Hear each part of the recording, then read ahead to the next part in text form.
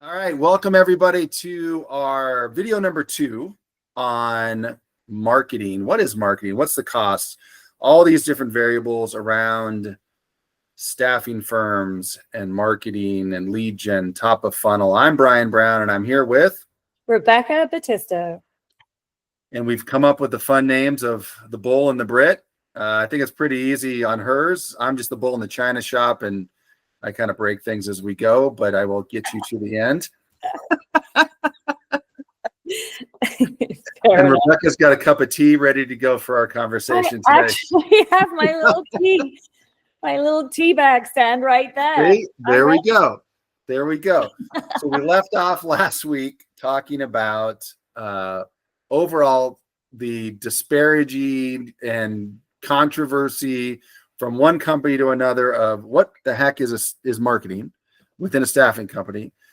And it kind of led to where we are today talking about, well, how do we budget for marketing and what does it encompass within a staffing organization? And then this was a fun topic for Rebecca and I to go through, because I don't think a lot of people realize how much money goes into this. Why are we here talking about it? So I've spent 20 plus years in the staffing industry as an owner and as an executive.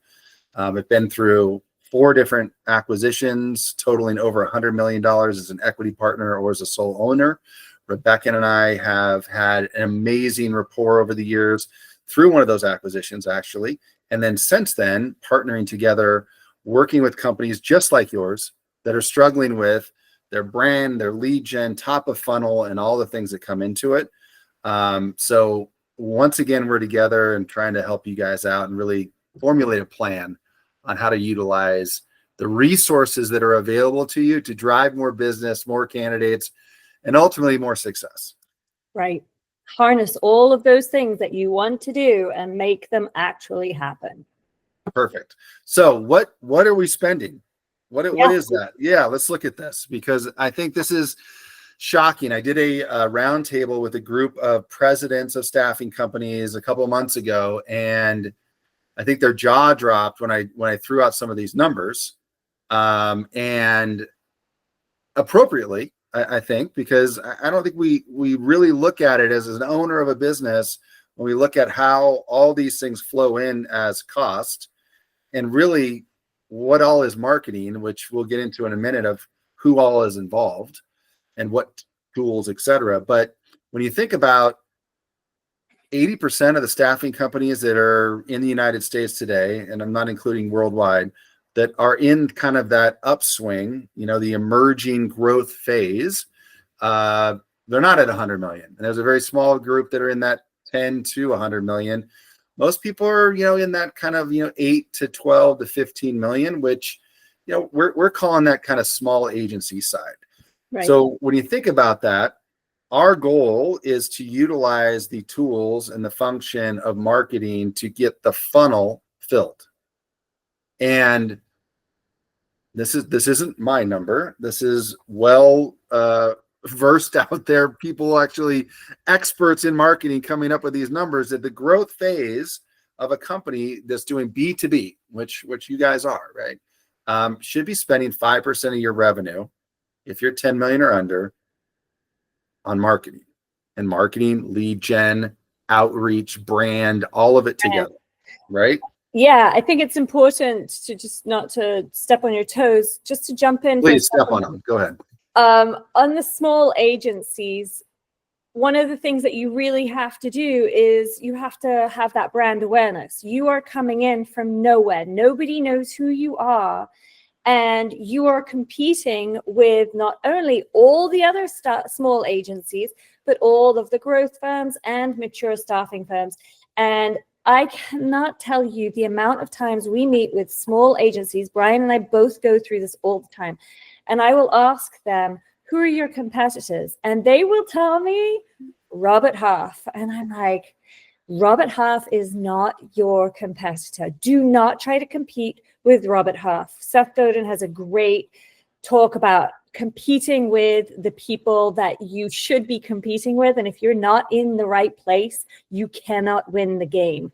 So yeah, small agencies, you have to think about the fact that you are no one and you are thinking that you are competing with Robert Half. So that brand awareness is vital, and that is a large part of why you're spending 5% and the mature staffing firms are spending a much smaller amount, or a smaller percentage, I should say, not a smaller amount. No, agreed. And I think keeping things simple too, guys. I mean, remember, staffing business as a whole is we're people selling the services of people to people, right? And they're not picking up the phone anymore. So anything that we can do from a campaign perspective, I believe it's, correct me if I'm wrong, Rebecca, but 12 to 15 touches now, I think, is the new number before someone actually recognizes that your staffing company, who you are, the name, brand, and what your services you provide, right? I'm a generalist, I'm an IT, I'm a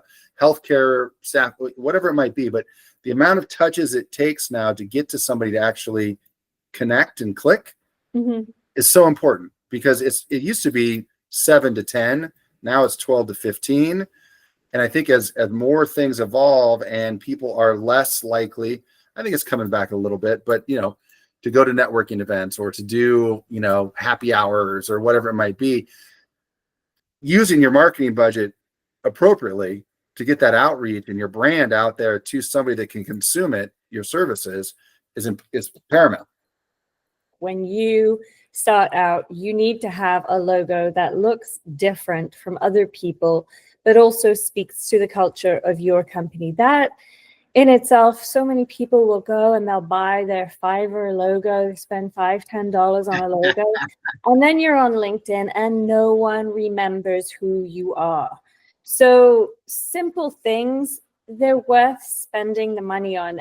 This is proven tactics. You need to look good, you need to sound good, and you have to have consistent messaging. So these are the same things that we've been saying all along, and it's very important that you spend the money, do the right thing, and you'll find, and we're going to talk about this in future videos, you will find the return on that investment. Plus getting creative. I mean, your marketing dollars go a long way doing new things as well, right? I mean, Robert Half, Insight Global, Manpower, Allegiant, right? I mean, they've got millions of dollars to buy AdWords. They got millions of dollars to flood markets that are on the interwebs, et cetera, right? So what are you doing and utilizing your marketing dollars to be creative to reach your customer base? Which, Rebecca, you found a very interesting slide which talks about kind of risk, like what dollars are you putting in kind of that new creative risk perspective, which I think is actually the next slide. But how are you getting experimental to use these dollars appropriately, because no one knows you compared to that. So you have to utilize these resources correctly. You can talk about this. Sorry, I totally stole this from you. Stole my thunder. No, it's fine. So basically, this is the breakdown of not specifically what type of marketing you're going to be doing, but the kind of campaigns that you're going to be doing. So for your proven strategies, you want to be spending 70% of your budget on proven strategies. These are things that have worked in the past. If you're brand new and you've never done anything before, you can definitely look at the competitors, the reasonable competitors, and see what's working for them, piggyback off of them, and use 70% of your budget on that. But you do want to use 20% of your budget on new growth ideas. And that could be, they've come out with this new platform. We want to see who's on it. So we're going to spend money and put a campaign towards that. Or it could be, we're considering, we've always gone after, as a healthcare staffing company, we've always gone after hospitals, and now we're going to go after maybe small clinics or allied health or something like that. Then that would be 20% of your budget to that. So you're not wasting your money. You have to have 12 weeks or more for you to really see whether this is working. And then 10% are for those completely unusual things. We've done some very personalized marketing, going after specific leads and had like books where we've made stories in the past for a specific lead and explains like in the story how the market, how the staffing is going to work and what the guy is going to do. And that was a really fun campaign, and it closed that lead. So That's that was awesome. 10% of, Yeah, it's again, you're doing fun things, you're doing different, you're standing out from the crowd. And if you don't have that extra 10% spent on that, you're never going to get out of the busyness, out of the crowd, and be seen. Yeah, and I think that this is a good example now going to the other slide, but like networking, right? I mean, you know, one of my clients completely changed their whole philosophy. Like we're throwing, you know, cold calls out the window. We're going to change the perspective, and we're going to, you know, bring in an IT expert around cybersecurity or AI, and we're going to start hosting quarterly luncheons at Fleming's. And they would invite people to this, and it turned into a complete windfall for them.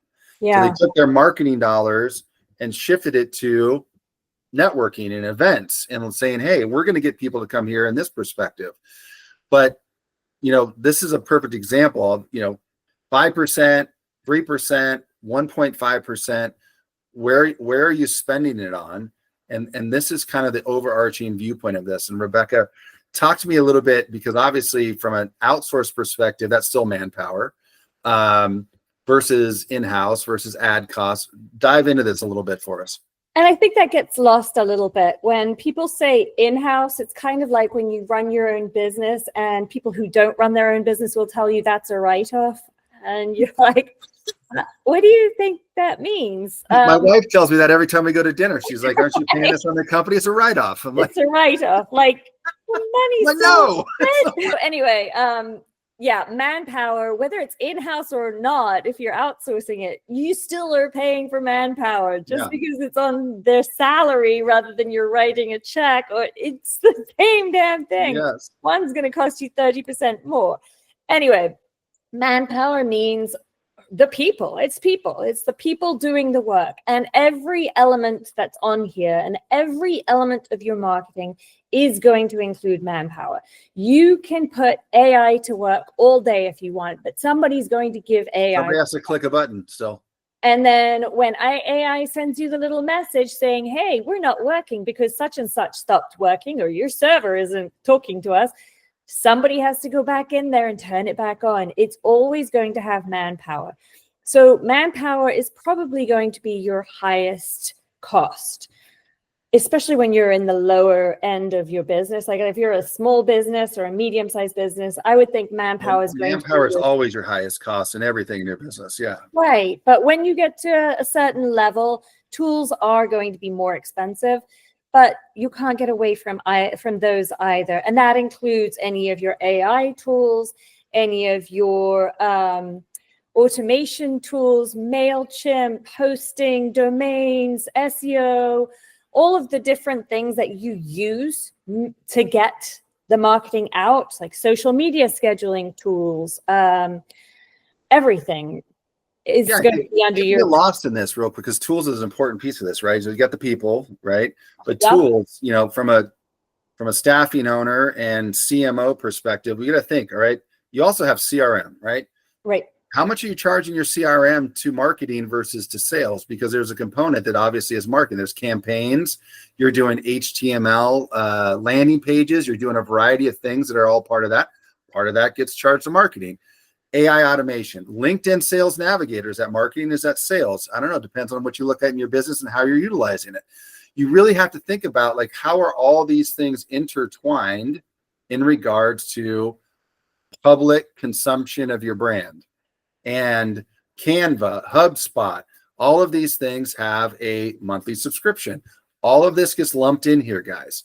And from you as a perspective of the owner, the VP, executive in charge looking at this, you know, those percentages, because marketing gets caught of, and I said this in the last video, you know, the National Puppy Day, salary guides, all this kind of stuff. It's all this other stuff too, guys. Like you're not realizing that all of this is lumped into what that 5% should be. And maybe you're spending more. Maybe it's the other perspective. You're spending so much on this, all these tools and everything else, that you're overspending and not being wise with your dollars. Right. And I think that if you have a CMO, that person should be able to help you look at the tools that your company is already using and say, okay, you're using Monday.com for your sales team, and as your project management team, we can also use that. Let us use that for automation of this. We can build your referral campaigns through Monday.com. But again, if you don't have that person who is checking that these tools are working, you can set it all up, and then all of a sudden you've got all these lead generation things that you set up, leads are coming in, and no one's doing anything with them. So you have to have the people who know how to use the tools. So you can't set it and forget it. I mean, I think you just told me a story of somebody set it and forget it and called you up because their website went down and no one paid their fees to the web hosting company for 2 years. Right. 27 months after we finished their website and walked away, they then contacted us because their marketing company hadn't checked the domain or web hosting for 27 months. Their website went down. So yeah, you can't just trust blindly. You have to have somebody. We talked a little bit about social proof in the last video. You have to have somebody who has experience, who has expertise, and who has social proof. So let's get back to the list. We've got ad costs. I think that pretty much goes without saying. You've got events and networking costs, and also awards will go in there too, public relations costs. Great point. That comes under events, networking, and you want those awards. Those are going to help you a lot because not only do they make you look good and give you that social proof, they also give you backlinks into your website, which are so important to Google. Agreed. And then lowest on the list, I think, is print costs. There's very little printing that you should be doing these days. I work with companies that are here in the States and also in Europe. Europe doesn't do any printing anymore. If you hand out flyers in Europe, then you're kind of blacklisted. They don't like that. Yeah. There's very, very little printing going on. But here in the US, there's still some. So, I mean, case by case basis on that one. I don't think you should be spending. Yeah. And these are kind of unique perspective. Every company's going to have a different line item in their P&L, right, guys? So you think about, your tchotchkes that you're buying, your Yetis you're giving away, you're buying, a new booth for a networking event, you're, sponsoring, some sort of event. How you're allocating those costs on your P&L, I think the rule of thumb that I've always lived by is if it is putting our brand out in public consumption, it should have some component of marketing, like job postings. That can be argued because that's recruiting costs, right? So you got a job posting versus resume search. Some companies take half of this cost and put it into marketing because marketing writes the content or makes sure that it's SEO optimized or, has a component of what that formatting looks like. Other companies don't. So however you're utilizing that, guys, from your P&L, but the basics that Rebecca just outlined absolutely need to be put in your bucket for marketing costs. So when we talk about manpower, let's talk about what exactly that means, because if it's the biggest line item in your budget, obviously we need to break that down, right? So when we're talking about small agencies, which is, as you said, the majority of staffing agencies, what do they need versus what do they just want and maybe could use part-time? So in our experience, what we found that they absolutely need is that CMO. You need that strategist. Some people get scared that they're calling it a CMO because that sounds expensive. It doesn't matter what you call it. You're looking for a strategist. This is the person who has the experience and the expertise to lay out your pathway. And most likely that's not a full-time person, right, Rebecca, at this stage? Well, if you're outsourcing to an agency, then you're not paying full-time wages or overhead, yes, but you do have the line to that person, direct line to that person. This is the person that's reporting back to you. This is the person that is your go-between. And this is the person that when you get to the level that you're an established organization, you're going to be handed to a project manager at the marketing agency. That would be this person.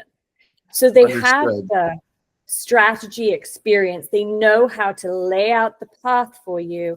They know how long you should be on that path. They know that the goal at the end of the path is A, and the metrics along the way are B, C, D, E. So they are going to set it all up for you, and then they will report to you. I think this is a good point of reference that I think we need to dive into, because when you look at this in that growth firm, you know, you're not $100 million mature firm. You're somewhere growing in that capacity.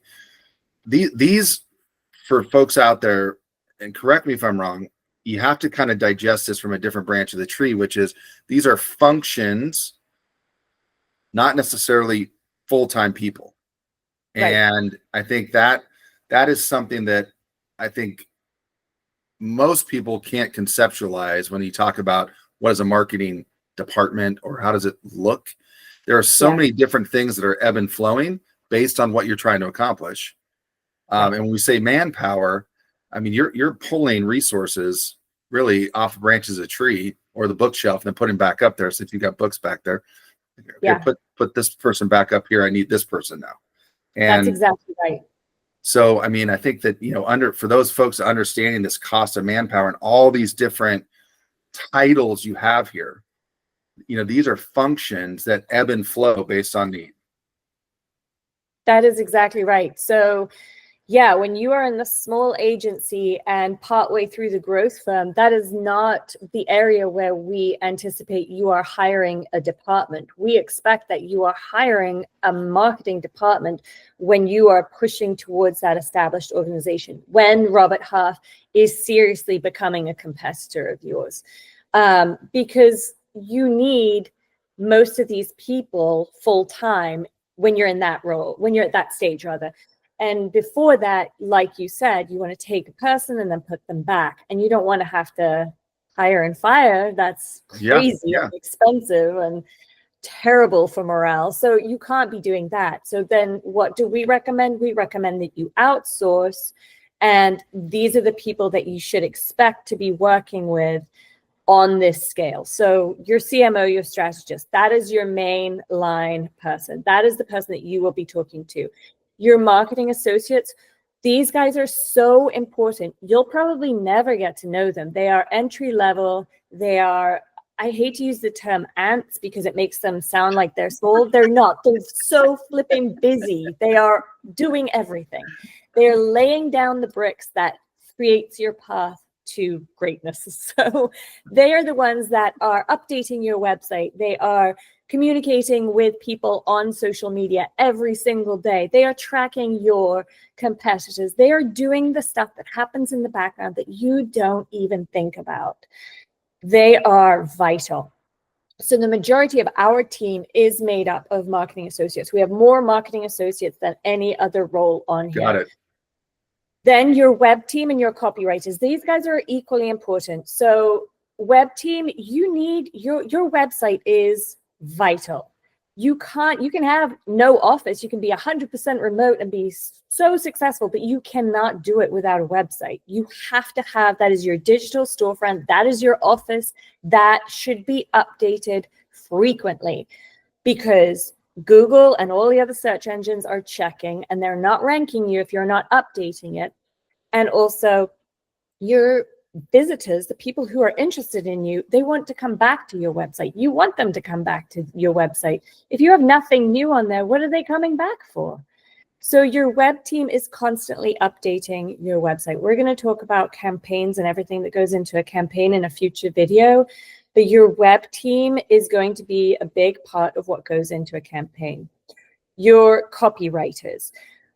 This is the part that all marketing teams are like, what? ChatGPT does what? So copywriters are the people, and yes, you can use ChatGPT, but I guarantee you cannot use ChatGPT as well as a copywriter can, because they will edit the crap out of ChatGPT, take out all the little M dashes that ChatGPT loves to use, and all those stupid emojis that don't fit your tone and your context, they write your voice. They are speaking for you. So they will use ChatGPT to speed up the process, but they are not reliant on ChatGPT. These guys are copywriters, have basically gone to being copy editors now.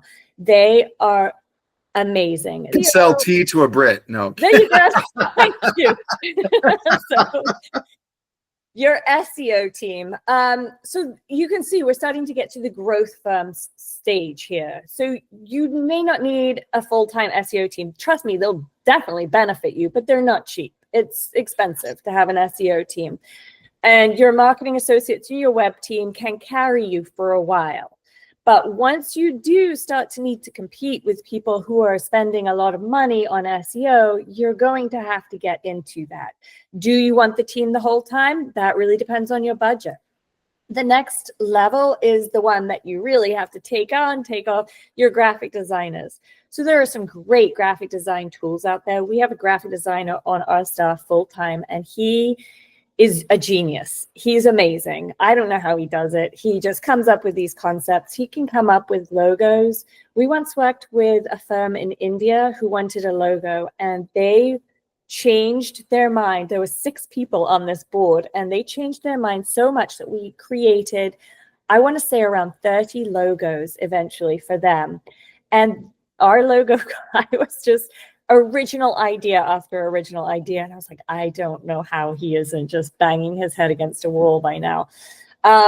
So that's a really good point, because, you know, I hear this all the time from, you know, like, oh, I can go online. There's places that'll give me 30 logos for $30 or, you know, whatever it is. Right.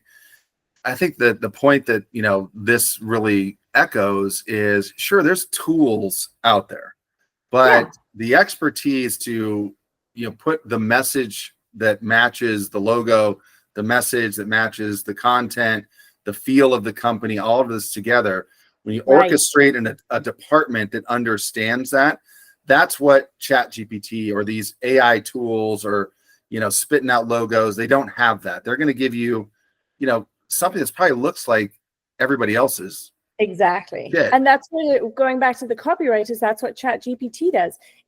I mean, Meta just came out with their own version, and they literally read everybody else's work, proprietary work, by the way, read all of that to get their knowledge. So they're writing exactly what was already written for you, for the next guy, for the next guy, for the next guy. Like, everybody sounds the same. And you know who's reading it? No one. No one's reading that. They want emotion. We all want emotion. We want connection. We want to feel like we get each other. And that's why we, as a marketing team, that's why we work so hard to understand our target audience. So your graphic designers, our graphic designer will come with us, meet our client, set up their logo, set up their brand manual, set up all of the standards, the templates, and then he kind of hands it over. And if they need things created, like sales materials, now people are going to more networking event, and you want to stand out. You don't want this stuff to end up in the trash can. So he will come in and do things like that. But he is that guy. You take him off the shelf and then you put him back for all of our clients. And that's the great thing about outsourcing. We have access to him, and you don't have to worry about bringing him on and taking him out. And here's a great point to this. And I think that, you know, for all of you guys watching this and that are, you know, staffing owners, executives, I've heard this commentary. I'm just going to hire one person to do marketing. I'm bringing it over here, right? That one person isn't capable of doing all of these tasks. Right. They're just not. They're a quarterback shuffling the play, you know, and that might work for you, but you still need a strategy.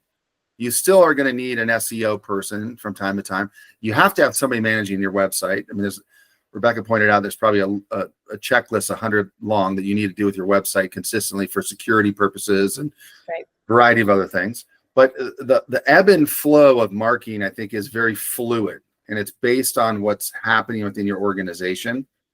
And whether you have somebody you want to put in this function of shuffling plays as a quarterback, you're still going to need freelancers or an outsourcing team or something to fill in the gaps that you don't have in-house. And that's where that manpower cost really consumes the dollars, is because you don't have everything you need in one person. It's not feasible for the size of the company you're in, nor is it, from a task related process, feasible for someone to do all of these tasks and do them well.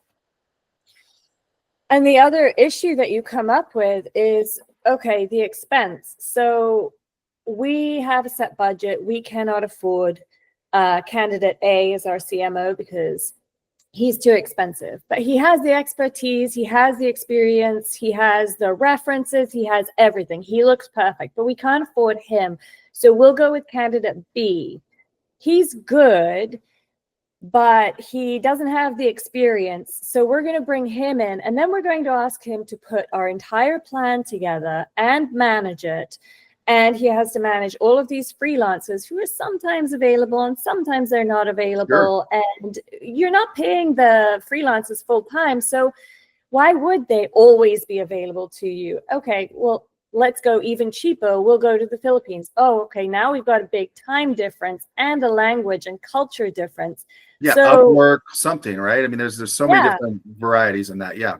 It becomes incredibly complex. So yeah, when you bring in people that don't know all of the elements, you're spending a ton of money and not getting anywhere. You're just spinning your wheels. So that's why you start with the strategist. And if you can't afford to hire that person full time, then outsource, because an agency comes with all of these people and you use them at will. Yeah. So everybody listen to this, because this is such a huge takeaway.